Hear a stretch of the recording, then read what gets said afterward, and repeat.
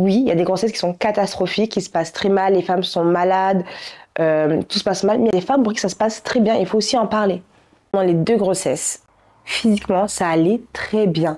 Alors oui, c'est vrai qu'il y a des nausées, et c'est pas que matinal, mais à part ça, moi je n'ai strictement rien eu. Ni le masque de grossesse, ni des vergetures. La seule chose qui peut me faire défaut, je pense que c'est les hormones. Alors, je supportais personne. Encore une fois, quelques nausées. J'étais hyper émotive. J'avais juste des envies de nourriture. Par exemple, je voulais des crevettes. Mais pas n'importe quelle crevette, il fallait qu'elles soient en brochette et grillées. Deuxième point, la péridurale.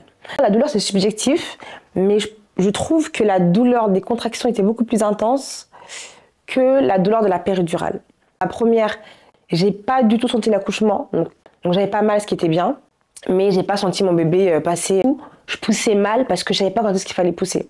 Pour le deuxième accouchement, j'ai une péridurale parfaitement dosée.